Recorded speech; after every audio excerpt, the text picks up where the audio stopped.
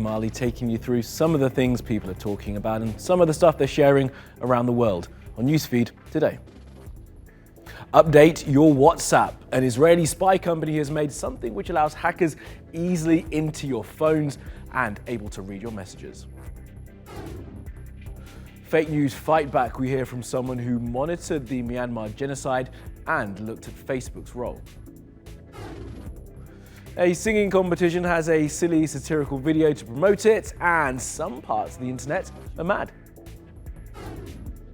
And jumping for joy, we'll tell you the technical term for what this guy is doing in Animals Doing Stuff.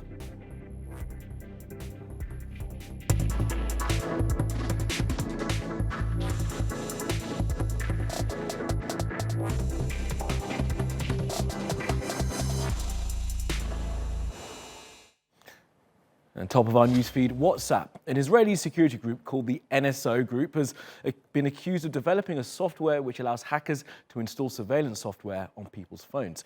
The messaging service is asking everyone who uses it to update their app, and governments are also doing the same.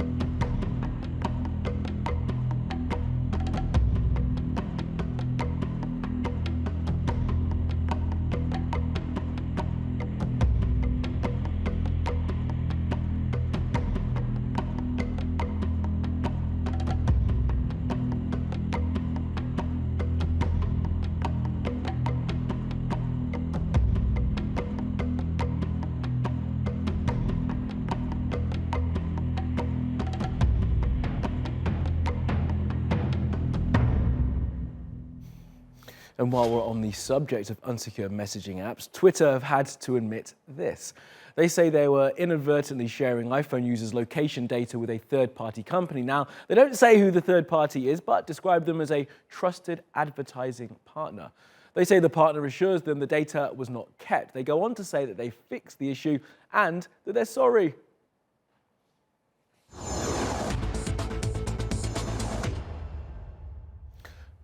All right, let's turn to Facebook now, and specifically their role in one of the worst atrocities in recent years, the mass killing of Rohingya Muslims by the Myanmar government.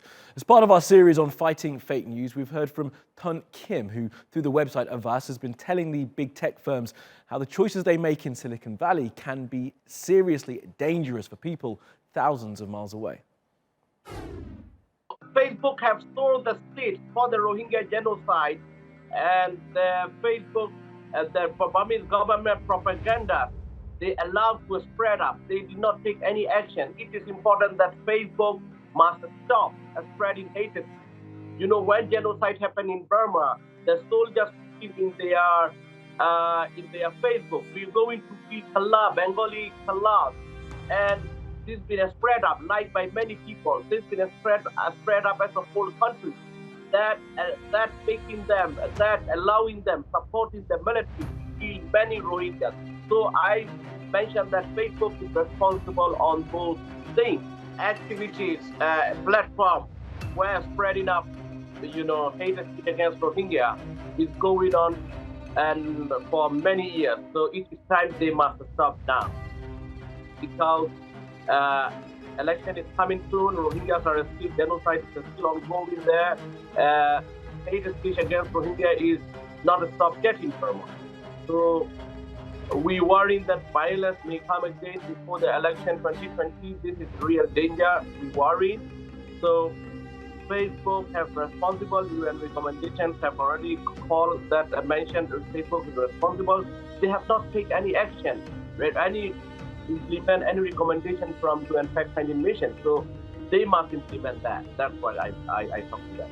It's not enough for 100 only people hiring for Burma, where 50 million people are there, and Facebook is used by many people in Burma. They need many people to hire, and also they have to talk, discuss, consult, not military-related think tank groups. They have to discuss, they have to consult with human rights activists from Rohingyas and other minorities. They have to talk Burma, inside Burma. There are many civil societies, and they have to talk with them. They are not working with Rohingyas and other minorities activists, and they are not working with civil societies. How Facebook can be biased to work with Burmese, military-related think tank groups? This is very disturbing for Rohingyas and other minorities in Burma. Okay, time now for a look at some of the other things that caught our eye on social media. A student called Gina Warren plans to have a QR code printed onto her graduation cap so that anyone who takes a picture of her as she graduates will be sent a list of the children who've died in school shootings in the United States since 1999. She says she's doing it to remind Americans that their gun laws are a mess. She also tweeted the QR code out so anyone else who's graduating and wants to join her in the awareness campaign can do so. The hashtag Shane Watson's been trending after the Australian cricketer played on despite cutting his leg. Blood could be seen on his trousers, which prompted cricket Twitter to get very excited and praise his heroics. I mean, he's not saving lives, people. He's just playing a game for which he's handsomely paid. His team lost anyway. And sticking with Aussie sports people, I like this story a whole lot more. A viral video of a game of Aussie rules footy had to be stopped only briefly after a wee toddler, there she is, right at the bottom, almost got in the way of the action. She had to be rescued, but as you can see, she's about as big as the ball, but thankfully was taken to the sidelines and safely. Strange. Here we are at the last table read. It's like looking around and seeing your family. It's our biggest season ever. Every episode has as much in it as one feature film. It's like, oh my God. No spoilers here. A trailer for a documentary about the filming of the last season of Game of Thrones has dropped. It will show all your favourite characters as the characters they really are. Everyone's really sad judging by the trailer, but perhaps more importantly, you'll get to hear from the directors, writers, costume designers, all those people who make the show what it is. Now, there's a singing contest coming. It's called Eurovision, and because Israel are allowed to enter, they won last year, so it's being held in Israel. And that's only one of the weird and wonderful things about this annual event. Take a look. Roll the box, walk on the bridges, and enjoy a lovely bitchin'.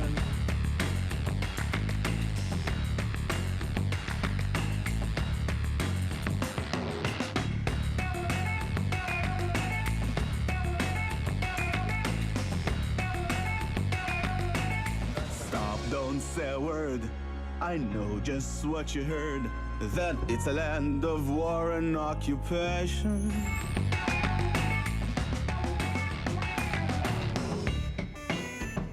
We like to call ourselves the startup nation.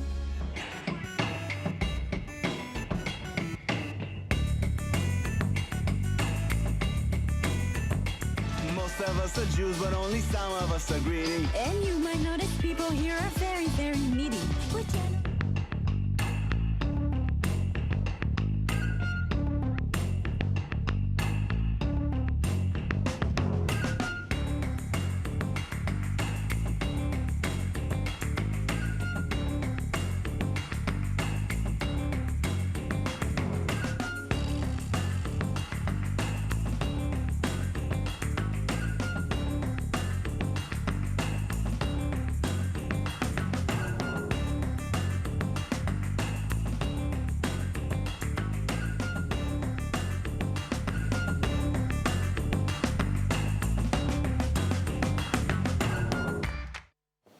around the world now. Some other stories you need to know this Tuesday.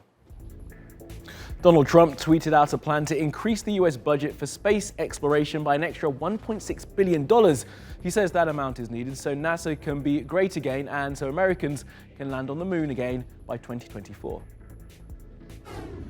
And while we're on the moon, maybe there won't be much room left for all those Americans. NASA says it's shrinking as its core cools, and this is causing what the scientists have cleverly called moonquakes to happen. Something to consider, I guess, for Mr. Trump when he plans to build Trump Tower up there.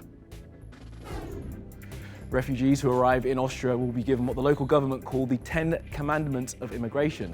It includes learning German, being grateful to Austria, and preventing the unnecessary sufferings of animals. The new arrivals will be given the rules alongside their asylum application. Apple lost a significant case in the US Supreme Court yesterday. It was over the way they charge developers who put products on their App Store. Now, Apple takes about 30% of all things sold on there, and developers argue that's essentially a tax as they can't sell Apple-based products without using Apple's store. The Supreme Court agreed. Now, this ruling could mean that Google and Amazon now face similar suits. The dating app Grindr must be sold by 2020 by the Chinese company that owns it. American regulators are concerned that people's data could be sent from the app to the Chinese state. Grindr is used by 27 million people all around the world.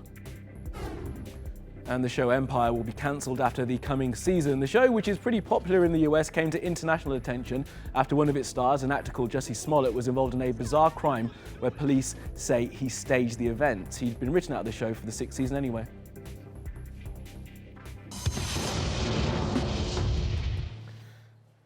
And now a look at the beautiful artistry of shadow puppetry here in Turkey. Ahmed has been to meet a master of the craft. Karınges. Acıvat ne oluyor yahu? Televizyona çıkacaksın yahu. Ah ya ne diyorsun televizyona mı? Have you heard of the Turkish puppet show, Karagöz and Hacivat? It's been a popular Ramadan show since Ottoman times. This 600-year-old theater is performed by a hayali, or the unseen puppet master, who moves and voices each character. Karagöz saraylarda da oynatılmış. Yavuz Sultan Selim de Mısır'da çadırın içerisinde bir hayali görüyor. Onu saraya davet ediyor. The puppet master also designs the joint-limbed figures, using camel or cow skin and dyeing them with madder. There are two main characters, Karagöz, who is whimsical and short-tempered, and Hacivat, who is wise and gentle. But there are other characters too. Some are even from different cultures. This art is taught through an apprenticeship. Ustasının gölge oyununu nasıl icra ettiğini iyi analiz eden bir çırak olması lazım.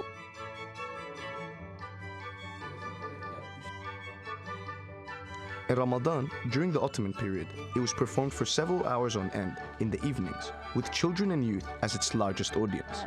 Animasyon karakterleri evet çok ilgilerini çekiyor olabilir ama Karagöz'le direkt diyalog halinde olabiliyorlar.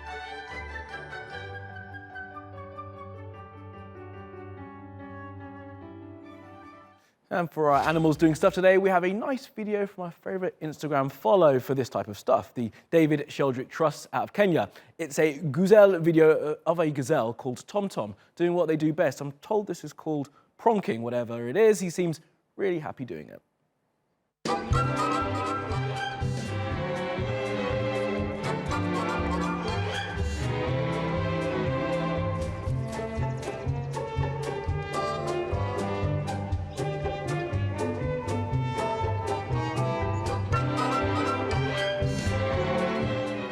That'll be a lot from the Newsfeed team. Reach out to me with your questions, comments, complaints, and suggestions. You'll find me at Kamali Melbourne. You'll find us 24/7 on YouTube. Be sure to subscribe to our channel and follow me on Twitter and Instagram. Follow, subscribe, and add. See you again tomorrow.